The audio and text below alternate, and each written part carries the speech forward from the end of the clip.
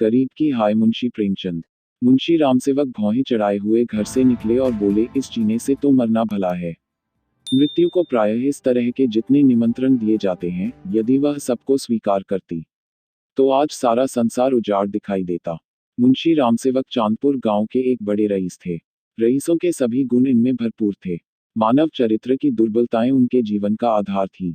वह नित्य मुंसिफी कचहरी के हाथे में एक नीम के पेड़ के नीचे कागजों का बस्ता खोल एक चौकी पर बैठे दिखाई देते थे। किसी ने कभी उन्हें किसी इजलास पर कानूनी बहस या मुकदमे की पैरवी करते नहीं देखा, परंतु उन्हें सब लोग मुख्तार साहब कहकर पुकारते थे।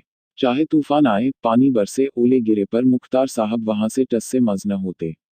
जब वह कचहरी चलते तो देहातियों के झुंड उनके साथ हो लेते। चारों ओर से उन पर विश्वास और आदर की दृष्टि पड़ती। सब में प्रसिद्ध था कि उनकी जीभ पर सरस्वती विराजती हैं। इसे वकालत कहो या मुख्तारी, परंतु यह केवल कुल मर्यादा की प्रतिष्ठा का पालन था। आमदनी अधिक न होती थी। चांदी के सिक्कों की तो चर्चा ही क्या, कभी कभी तांबे के सिक्के भी निर्भय उनके पास आने से हिचकते थे। मुंशी जी की कानूनदानी में कोई संदेह न था, परंतु पास के बखेड़े ने उन्हें विवश कर दिया था। खैर, जो हो, उनका यह पेशा केवल प्रतिष्ठा पालन के निमित्त था, नहीं तो उनके निर्वाह का मुख्य साधन आसपास की अनाथ पर खाने पीने में सुखी विधवाओं और भोले भाले किंतु धनी वृद्धों की श्रद्धा थी। विधवाएं अपना रुपया उनके यहाँ अमानत रखती। बूढ़े अपने कपूतों के डर से अपना धन उन्हें सौंप देते, पर रुपया एक बार उनकी मुट्ठी में जाकर फिर निकलना भूल जाता था। वह जरूरत पड़ने पर कभी कभी कर्ज ले लेते थे। भला बिना कर्ज लिए किसी का काम चल सकता है। भोर को सांझ के करार पर रुपया लेते, पर वह सांझ कभी नहीं आती थी। सारांश, मुंशी जी कर्ज लेकर देना सीखे नहीं थे, यह उनकी कुल प्रथा थी। यही सब मामले बहुधा मुंशी जी के सुख चैन में विघ्न डालते थे। कानून और अदालत से तो उन्हें कोई डर न था। इस मैदान में उसका सामना करना पानी में मगर से लड़ना था। परंतु जब कोई दुष्ट उनसे भिड़ जाता, उनकी ईमानदारी पर संदेह करता और उनके मुंह पर बुरा भला कहने पर उतारू हो जाता, तब मुंशी जी के हृदय पर बड़ी चोट लगती। इस प्रकार की दुर्घटनाएं प्रायः होती थी। हर जगह ऐसे ओछे लोग रहते हैं, जिन्हें दूसरों को नीचा दिखाने में ही आनंद आता है। ऐसे लोगों का सहारा पाकर कभी कभी छोटे आदमी मुंशी जी के मुंह लग जाते थे। नहीं तो एक उजड़िन की इतनी मजाल नहीं थी कि आंगन में जाकर उन्हें बुरा भला कहे। मुंशी जी उसके पुराने गाहक थे, बरसों तक उससे साग भाजी ली थी। यदि दाम न दिया जाए तो कुंष्ठ को संतोष करना चाहिए था। दाम जल्दी या देर से मिल ही जाते, परंतु वह मुंहफट कुंजड़िन 2 ही बरसों में घबरा गई और उसने कुछ आने पैसों के लिए एक प्रतिष्ठित आदमी का पानी उतार लिया। झुंझलाकर मुंशी जी अपन को मृत्यु का कलेवा बनाने पर उतारू हो गए, तो इसमें उनका कुछ दोष न था। इसी गांव में मूंगा नाम की एक विधवा ब्राह्मणी रहती थी। उसका पति ब्रह्मा की काली पलटन में हवलदार था और लड़ाई में वहीं मारा गया। सरक र की ओर से उसके अच्छे कामों के बदले मूंगा को 500 रुपये मिले थे। विधवा स्त्री, जमाना नाजुक था, बेचारी ने सब रुपये मुंशी रामसेवक को सौंप दिए और महीने महीने थोड़ा थोड़ा उसमें से मांगकर अपना निर्वाह करती रही।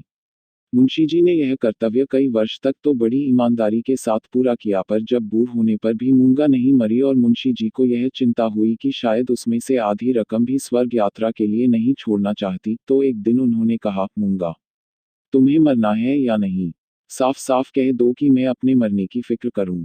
उस दिन मूंगा की आंखें खुली, उसकी नींद टूटी, बोली, मेरा हिसाब कर दो। हिसाब का चिट्ठा तैयार था, अमानत में अब एक कौड़ी बाकी न थी। मूंगा ने बड़ी कड़ाई से मुंशी जी का हाथ पकड़कर कहा, अभी मेरे 250 रुपये तुमने दबा रखे हैं, मैं एक कौड़ी भी न छोड़ूंगी।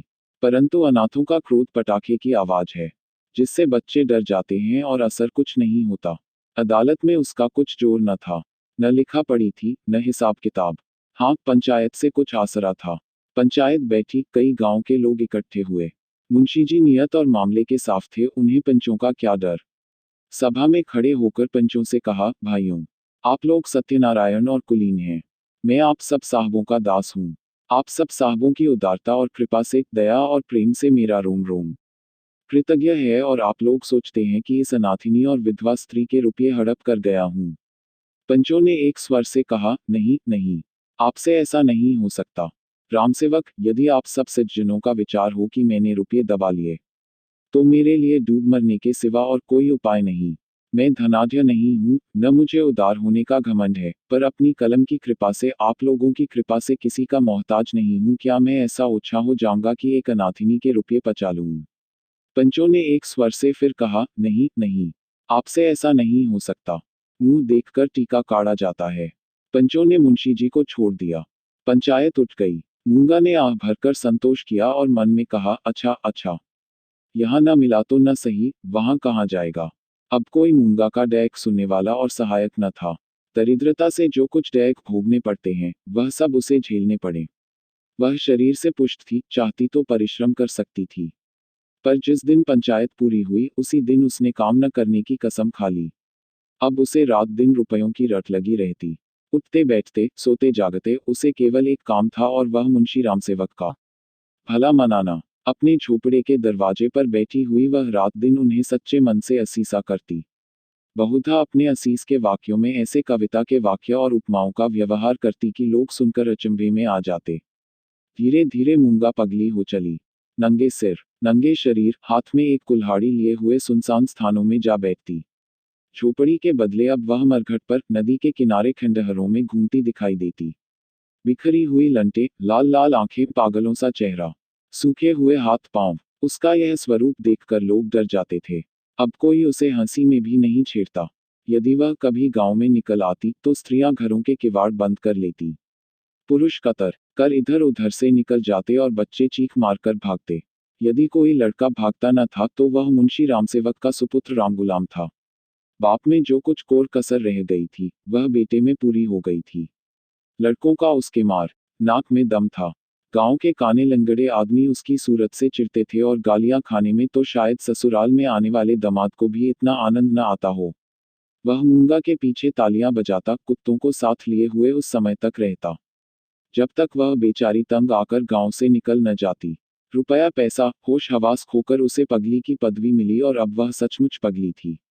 अकेली बैठी अपने आप घंटों बातें किया करती, जिसमें रामसेवक के मांस, हड्डी, चमड़े, आंखें, कलेजा आदि को खाने, मसलने, नोचने, खसोटने की बड़ी उत्कट इच्छा प्रकट की जाती थी। और जब उसकी यह इच्छा सीमा तक पहुंच जाती, तो वह रामसेवक के घर की ओर मुंह करके खूब चिल्लाकर और डरावने शब्दों में हांक लगाती, तेरा लोहू पीऊंगी।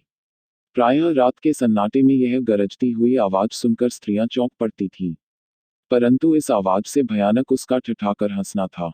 मुंशी जी के लहू पीने की कल्पित खुशी में वह जोर से हंसा करती थी।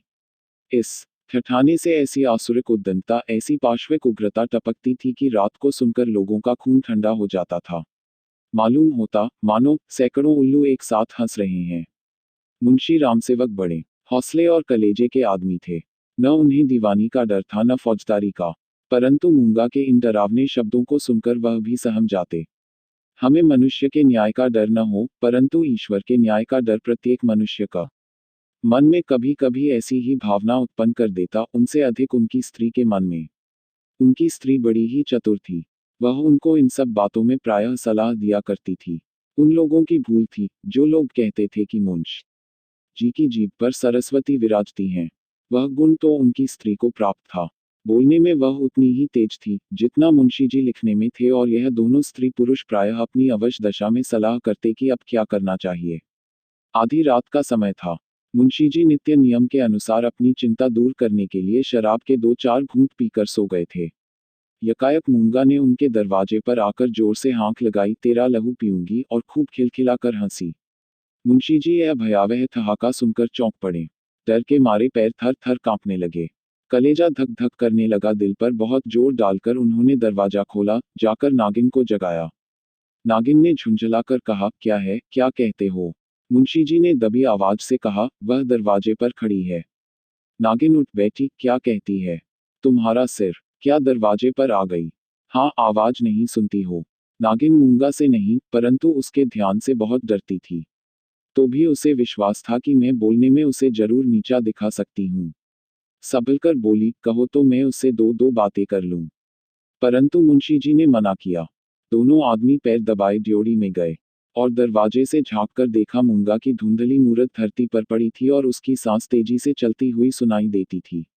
रामसेवक के लहू मांस की भूख में वह अपना लहू और मांस सुखा चुकी थी। एक बच्चा भी उसे गिरा सकता था, परंतु उससे सारा गांव थर थर कांपता था। हम जीते मनुष्य से नहीं डरते पर मुर्दे से डरते हैं। रात गुजरी। दरवाजा बंद था पर मुंशी जी और नागिन ने बैठकर रात काटी। मूंगा भीतर नहीं घुस सकती थी, पर उसकी आवाज का कौन रोक सकता था। मूंगा से अधिक डरावनी उसकी आवाज थी। भोर को मुंशी जी बाहर निकले और मूंगा से बोले, यहाँ क्यों पड़ी है। मूंगा बोली, तेरा लहू पीऊंगी। नागिन ने बल खाकर कहा, तेरा मुंह झुलस दूंगी। पर नागिन के विष ने मूंगा पर कुछ असर न किया। उसने जोर से ठहाका लगाया। नागिन खिसियानी सी हो गई। हंसी के सामने मुंह बंद हो जाता है। मुंशी जी फिर बोले, यहाँ से उठ जा। न उठूंगी। कब तक पड़ी रहेगी। तेरा लहू पीकर जाऊंगी। मुंशी जी की प्रखर लेखनी का यहाँ कुछ जोर न चला और नागिन की आग भरी बातें यहाँ सर्द हो गईं। दोनों घर में जाकर सलाह करने लगे, यह बला कैसे टलेगी। इस आपत्ति से कैसे छुटकारा होगा। देवी आती है तो बकरे का खून पीकर चली जाती है, पर यह डाइन मनुष्य का खून पीने आई है। वह खून, जिसका अगर एक बूंद भी कलम बनाने के समय निकल पड़ती थी, तो अठवारों और महीनों सारे कुंबे को अफसोस रहता और यह घटना गांव में घर घर फैल जाती। क्या वही लहू पीकर मूंगा का सूखा शरीर हरा हो जाएगा। गांव में यह चर्चा फैल गई, मूंगा मुंशी जी के दरवाजे पर धरना दिए बैठी है। मुंशी जी के आगमन में गांव वालों को बड़ा मजा आता था। देखते देखते सैकड़ों आदमियों की भीड़ लग गई। इस दरवाजे पर कभी कभी भीड़ लगी रहती थी। यह भीड़ रामगुलाम को पसंद न थी। मूंगा पर उसे ऐसा क्रोध आ रहा था कि यदि उसका वश चलता तो वह इसे कुएं में धकेल देता। इस तरह का विचार उठते हाँ रामगुलाम के मन में गुदगुदी समा गई और वह बड़ी कठिनता से अपनी हंसी रोक सका। आहा, वह कुएं में गिरती तो क्या मजे की बात होती। परंतु यह चुड़ैल यहाँ से टलती ही नहीं, क्या करूं।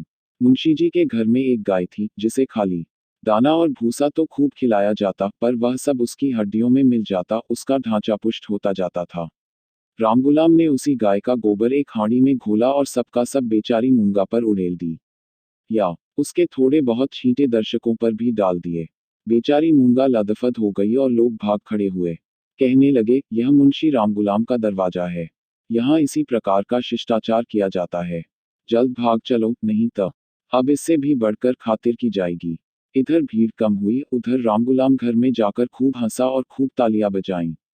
मुंशी जी ने व्यर्थ की भीड़ को ऐसे सहज में और ऐसे सुंदर रूप से हटा देने के उपाय पर अपने लड़के की पीठ ठोकी। सब लोग तो चंपत हो गए, पर बेचारी मूंगा ज्यों की त्यों बैठी रह गई। दोपहर हुई। मूंगा ने कुछ नहीं खाया। सांझ हुई। हजार कहने सुने से भी खाना नहीं खाया। गांव के चौधरी ने बड़ी खुशामद की। यहाँ तक कि मुंशी जी ने हाथ तक जोड़े, पर देवी प्रसन्न न हुई। निदान मुंशी जी उठकर भीतर चले गए। वह कहते थे कि रूठने वाले को भूख आप ही मना लिया करती है। मूंगा ने यह रात भी बिना दाना पानी के काट दी। लालाज और ललाइन ने आज फिर जाग जाग कर भोर किया। आज मूंगा की गरज और हंसी बहुत कम सुनाई पड़ती थी।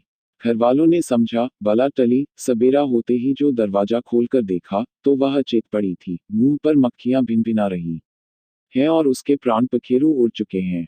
वह इस दरवाजे पर मरने ही आई थी।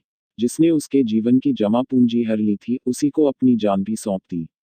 अपने शरीर की मिट्टी तक उसको भेंट कर दी। धन से मनुष्य को कितना प्रेम होता है। धन अपनी जान से भी ज्यादा प्यारा होता है, विशेषकर बुढ़ापे में। ऋण चुकाने के दिन ज्यों ज्यों पास आते जाते हैं, त्यों त्यों उसका ब्याज बढ़ता जाता है। यह कहना यहाँ व्यर्थ है कि गांव में इस घटना से कैसी हलचल मची और मुंशी रामसेवक कैसे अपमानित हुए। एक छोटे से गांव में ऐसी असाधारण घटना होने पर जितनी हलचल हो सकती, उससे अधिक ही हुई। मुंशी जी का अपमान जितना होना चाहिए था, उससे बाल बराबर भी कम न हुआ। उनका बचा खुचा पानी भी इस घटना से चला गया। अब गांव का चमार भी उनके हाथ का पानी पीने का, उन्हें छूने का रवादार न था। यदि किसी घर से कोई गाय खूंटे पर मर जाती है, तो वह आदमी महीनों द्वार द्वार भी मांगता फिरता है। न नाई उसकी हजामत बनावे, न कहार उसका पानी भरे, न कोई उसे छुए। यह गोहत्या का प्रायश्चित था। ब्रह्महत्या का दंड तो इससे भी कड़ा है और इसमें अपमान भी बहुत है। मूंगा यह जानती थी और इसीलिए इस दरवाजे पर आकर मरी थी। वह जानती थी मैं जीते जी तो कुछ नहीं कर सकती, मरकर उससे बहुत कुछ कर सकती हूँ। गोबर का उपला जब जलकर खाक हो जाता है, तब साधु संत उसे माथे पर चढ़ाते हैं। पत्थर का ढेला आग में जलाकर आग से अधिक तीखा और मारक होता है। मुंशी रामसेवक कानूनदा थे। कानून ने उन पर कोई दोष नहीं लगाया था। मूंगा किसी कानूनी दफा के अनुसार नहीं मरी थी। ताजिरात हिंद में उसका कोई उदाहरण नहीं मिलता था। इसलिए जो लोग उनसे प्रायश्चित करवाना चाहते थे, उनकी भारी भूल थी। कुछ हर्ज नहीं, कहार पानी न भरे, न सही। वह पानी भर लेंगे। अपना काम आप करने में भला लाज ही क्या। बला से नाई बाल न बनावेगा। हजामत बनाने का काम ही क्या है। दाढ़ी बहुत सुंदर वस्तु है। दाढ़ी मर्द की शोभा और सिंगार है, और जो फिर बालों से ऐसी घिन होगी तो एक एक आने में तो अस्तुरे मिलते हैं। धोबी कपड़े न धोएगा, इसकी भी कुछ परवाह नहीं। साबुन तो गली गली कौड़ियों के मोल आता है। एक बट्टी साबुन में दर्जनों कपड़े ऐसे साफ हो जाते हैं जैसे बगुले के पर। धोबी क्या खाकर ऐसा साफ कपड़ा धोएगा। पत्थर पर पटक पटकर कपड़ों का लत्ता निकाल लेता है। आप पहने, दूसरों को भाड़े पर पहनाए, भट्टी में चढ़ाए, रेह में भिगोए, कपड़ों की तो दुर्गति कर डालता है। जभी तो कुर्ते 2-3 साल से अधिक नहीं चलते। नहीं तो दादा हर 5वें बरस 2-3 अचकन और 2 कुर्ते बनवाया करते थे। मुंशी रामसेवक और उनकी स्त्री ने दिन भर तो यूं ही कहकर अपने मन को समझाया। सांझ होते ही उनकी तर्कनाएं शिथिल हो गईं। अब उनके मन पर भय ने चढ़ाई की। जैसे तैसे रात बीतती थी, भय भी बढ़ता जाता था। बाहर का दरवाजा भूल से खुला रह गया था, पर किसी की हिम्मत न पड़ती थी कि जाकर बंद तो कराए। निदान नागिन ने हाथ में दिया लिया। मुंशी जी ने कुल्हाड़ा, रामगुलाम ने गनड़ासा, इस ढंग से तीनों आदमी चौंकते हिचकते दरवाजे पर आए। यहाँ मुंशी जी ने बहादुरी से काम लिया। उन्होंने निधड़क दरवाजे से बाहर निकलने की कोशिश की, कांपते हुए, पर ऊंची आवाज में नागिन से बोले, तुम व्यर्थ डरती हो, वह क्या यहाँ बैठी है। पर उनकी प्यारी नाग ने उन्हें अंदर खींच लिया और झुंझलाकर बोली, तुम्हारा यही लड़कपन तो अच्छा नहीं। यह दंगल जीतकर तीनों आदमी रसोई के कमरे में आए और खाना पकने लगा। परंतु मूंगा उनकी आंखों में घुसी हुई थी। अपनी परछाई को खाकर मूंगा का भय होता था। अंधेरे कोने में मूंगा बैठी मालूम होती थी। वही हड्डियों का ढांचा, वही बिखरे हुए बाल, वही पागलपन, वही डरावनी आंख, मूंगा का नक्शिक दिखाई देता था। इसी कोठरी में आटे दाल के कई मटके रखे हुए थे। वहां कुछ पुराने चिथड़े भी पड़े हुए थे। एक चूहे को भूख ने बेचैन किया। मटकों ने कभी अनाज की सूरत न देखी थी, पर सारे गांव में मशहूर था कि इस घर के चूहे गजब के डाकू हैं, तो वह उन दानों की खोज में, जो मटकों से कभी नहीं गिरे थे, रेंगता हुआ इस चिथड़े के नीचे आ निकला। कपड़े में खड़खड़ाहट हुई। फैले हुए चिथड़े मूंगा की पतली टांगे बन गईं। नागिन देखकर झिझकी और चीख उठी। मुंशी जी बदहवास होकर दरवाजे की ओर लपके। रामगुलाम दौड़कर उनकी टांगे से लिपट गया। चूहा बाहर निकल आया। उसे देखकर इन लोगों के होश ठिकाने हुए। अब मुंशी जी साहस करके मटके की ओर चले। नागिन ने कहा, रहने भी दो, देख ली तुम्हारी मर्दांगी। शीजी अपनी प्रिया नागिन के इस अनादर पर बहुत बिगड़े। क्या तुम समझती हो, मैं डर गया। भला डर की क्या बात थी। मूंगा मर गई, क्या वह बैठी है। मैं कल नहीं दरवाजे के बाहर निकल गया था। तुम रोकती रही, मैं न माना। मुंशी जी की इस दलील ने नागिन को निरुत्तर कर दिया। कल दरवाजे के बाहर निकल जाना या निकलने की कोशिश करना साधारण काम न था।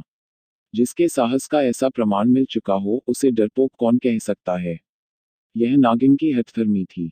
खाना खाकर तीनों आदमी सोने के कमरे में आए। परंतु मूंगा ने यहाँ भी पीछा न छोड़ा। बातें करते थे, दिल को बहलाते थे। नागिन ने राजा हरदौल और रानी सारंधा की कहानियां कहीं। मुंशी जी ने फौजदारी के कई मुकदमों का हाल कह सुनाया। परंतु तो भी इन उपायों से भी मूंगा की मूर्ति उनकी आंखों के सामने से न हटती थी। जरा खटखटाहट होती तब तीनों चौंक पड़ते। उधर पत्तियों में सनसनाहट हुई कि इधर तीनों के रोंगट खड़े हो गए। रह आकर एक धीमी आवाज धरती के भीतर से उनके कानों में आती थी, तेरा लहू पीऊंगी। आधी रात को नागिन नींद से चौंक पड़ी। वह इन दिनों गर्भवती थी। लाल लाल आंखों वाली, तेज और नुकीले दांतों वाली मूंगा उसी की छाती पर बैठी हुई जान पड़ती थी। नागिन चीख उठी, बावली की तरह आंगन में भाग आई और यकायक धरती पर चित गिर पड़ी। सारा शरीर पसीने पसीने हो गया। मुंशी जी भी उसकी चीख सुनकर चौंके, पर डर के मारे आंखें न खुली। अंधों की तरह दरवाजा टटोलते रहे। बहुत देर के बाद उन्हें दरवाजा मिला। आंगन में आए नागिन जमीन पर पड़ी हाथ पांव पटक रही थी। उसे उठाकर भीतर लाए, पर रात भर उसने आंखें न खोली। भोर को अकबक बिकने लगी। थोड़ी देर में ज्वर हो आया। बदन लाल तवा सा हो गया। सांझ होते होते सन्निपात हो आया, और आधी रात के समय जब संसार में सन्नाटा छाया हुआ था, नागिन इस संसार से चल बसी। मूंगा के डर ने उसकी जान ली। जब तक मूंगा जीती रही, वह नागिन की फुफकार से सदा डरती रही। पगली होने पर भी उसने कभी नागिन का सामना नहीं किया, पर अपनी जान देकर उसने आज नागिन की जान ली। भय में बड़ी शक्ति है। मनुष्य हवा में एक गिरह भी नहीं लगा सकता, पर इसने हवा में एक संसार रच डाला है। रात बीत गई, दिन चढ़ता आता था, पर गांव का कोई आदमी नागिन की लाश उठाने को आता न दिखाई दिया। मुंशी जी घर घर घूमे पर कोई न निकला। भला हत्यारे के दरवाजे पर कौन जाए, हत्यारे की लाश कौन उठाए। इस समय मुंशी जी का रोबताब, उनकी प्रबल लेखनी का भय और उनकी कानूनी प्रतिभा एक भी काम न आई। चारों ओर से हारकर मुंशी जी फिर अपने घर आए। यहाँ उन्हें अंधकार ही अंधकार दिखता था। दरवाजे तक तो आए, पर भीतर पैर नहीं रखा जाता था। न बाहर ही खड़े रह सकते थे। बाहर मूंगा थी, भीतर नागिन। जी को कड़ा करके हनुमान चालीसा का पाठ करते हुए घर में घुसे। उस समय उनके मन पर जो बीतती थी वही जानते थे। उनका अनुमान करना कठिन है। घर में लाश पड़ी हुई, न कोई आगे न पीछे। दूसरा ब्याह तो हो सकता था। अभी इसी फागुन में तो 50वां लगा है। पर ऐसी सुयोग्य और मीठी बोली वाली स्त्री कहाँ मिलेगी। अफसोस, अब तगादा करने वालों से बहस कौन करेगा। कौन उन्हें निरुत्तर करेगा। लेन देन का हिसाब किताब कौन इतनी खूबी से करेगा। किसकी कड़ी आवाज तीर की तरह तगादेदारों की छाती में चुभेगी। यह नुकसान अब पूरा नहीं हो सकता। दूसरे दिन मुंशी जी लाश को एक ठेले गाड़ी पर लादकर गंगाजी की तरफ चले। शव के साथ जाने वालों की संख्या कुछ भी न थी। एक स्वयं मुंशी जी, दूसरे उनके पुत्र रत्न राम गुलाम जी। इस बेइज्जती से मूंगा की लाश भी नहीं उठ थी। मूंगा ने नागिन की जान लेकर भी मुंशी जी का पिंड न छोड़ा। उनके मन में हर घड़ी मूंगा की मूर्ति विराजमान रहती थी। कहीं रहते उनका ध्यान इसी ओर रहा करता था। यदि दिल बहलाव का कोई उपाय होता तो शायद वह इतने बेचैन न होते। पर गांव का एक पुतली भी उनके दरवाजे की ओर न झांकता था। बेचारे अपने हाथों पानी भरते, आप ही बर्तन धोते। सोच और क्रोध, चिंता और भय, इतने शत्रुओं के सामने एक दिमाग कब तक ठहर सकता। विशेषकर वह दिमाग जो रोज रोज कानून की बहसों में खर्च हो जाता था। अकेले कैदी की तरह उनके 10-12 दिन तो ज्यों त्यों कर कटे। 14वें दिन मुंशी जी ने कपड़े बदले और बोरिया बस्ता लिए हुए कचहरी चले। आज उनका चेहरा कुछ खिला हुआ था। जाते ही मेरे मुवक्किल मुझे घेर लेंगे, मेरी मातम पुरसी करेंगे। मैं आंसुओं की 2-4 बूंदें गिरा दूंगा। फिर बैनामों, रहनामों और सुलहनामों की भरमार हो जाएगी। मुट्ठी गर्म होगी। शाम को जरा नशे पानी का रंग जम जाएगा, जिसके छूट जाने से जी और भी उचाट हो रहा था। इन्हीं विचारों में मग्न मुंशी जी कचहरी पहुंचे। पर वहां रहनामों की भरमार और बैनामों की बाढ़ और मुवक्किलों की चहल पहल के बदले निराशा की रेतीली भूमि नजर आई। बस्ता खोले घंटों बैठे रहे, पर कोई नजदीक भी न आया। किसी ने इतना भी न पूछा कि आप कैसे हैं। नए मुवक्किल तो खैर, बड़े बड़े पुराने मुवक्किल, जिनका मुंशी जी से कई पीढ़ियों से सरोकार था, आज उनसे मुंह छिपाने लगे। वह नालायक और अनाड़ी रमजान, जिसकी मुंशी जी हंसी उड़ाते थे और जिसे शुद्ध लिखना भी न आता था, गोपियों में कन्हैया बना हुआ था। वाह रे भाग्य। मुवक्किल यूं मुंह फेरे चले जाते हैं, मानो कभी की जान पहचान ही नहीं। दिन भर कचहरी की खाक छानने के बाद मुंशी जी अपने घर चले। निराशा और चिंता में डूबे हुए ज्यों ज्यों घर के निकट आते थे, मूंगा का चित्र सामने आता जाता था। यहाँ तक कि जब घर का द्वार खोला और 2 कुत्ते, जिन्हें रामगुलाम ने बंद कर रखा था, झटपट बाहर निकले, तो मुंशी जी के होश उड़ गए। एक चीख मारकर जमीन पर गिर पड़े। मनुष्य के मन और मस्तिष्क पर भय का जितना प्रभाव होता है, उतना और किसी शक्ति का नहीं। प्रेम, चिंता, निराशा, हानि, यह सब मन को अवश्य दुखित करते हैं। यह हवा के हल्के झोंके हैं और भय प्रचंड आंधी है। मुंशी जी पर इसके बाद क्या बीती, मालूम नहीं। कई दिन तक लोगों ने उन्हें कचहरी जाते और वहां से मुरझाए हुए लौटते देखा। कचहरी जाना उनका कर्तव्य था, और यद्यपि वहां मुवक्किलों का अकाल था, तो भी तगादे वालों से गला छुड़ाने और उनको भरोसा दिलाने के लिए अब यही एक लटका रह गया था। इसके बाद वह कई महीने तक दीख न पड़े। बद्रीनाथ चले गए। एक दिन गांव में एक साधु आया, भभूत रमाए, लंबी लंबी जटाएं, हाथ में कमंडल। इसका चेहरा मुंशी रामसेवक से बहुत मिलता जुलता था। बोलचाल भी अधिक भेद न था। वह एक पेड़ के नीचे धूनी रमाए बैठा रहा। उसी रात को मुंशी रामसेवक के घर धुआं उठा, फिर आग की ज्वाला दिखने लगी और आग भड़क उठी। गांव के सैकड़ों आदमी दौड़े, आग बुझाने के लिए नहीं, तमाशा देखने के लिए। एक गरीब की हाय में कितना प्रभाव है। रामगुलाम मुंशी जी के गायब हो जाने पर अपने मामा के यहाँ चल गया और वहां कुछ दिनों रहा, पर वहां उसकी चाल ढाल किसी को पसंद न आई। एक दिन उसने किसी के खेत में मूली नोची। उसने 4 धौल लगाए। उस पर वह इस तरह बिगड़ा कि जब उसके चने खलिहान में आए तो उसने आग लगा दी। सारा का सारा खलिहान जलकर खाक हो गया। हजारों रुपयों का नुकसान हुआ। पुलिस ने तहकीकात की, रामगुलाम पकड़ा गया। इसी अपराध में वह चुनार के रिफॉर्मेटरी स्कूल में मौजूद है।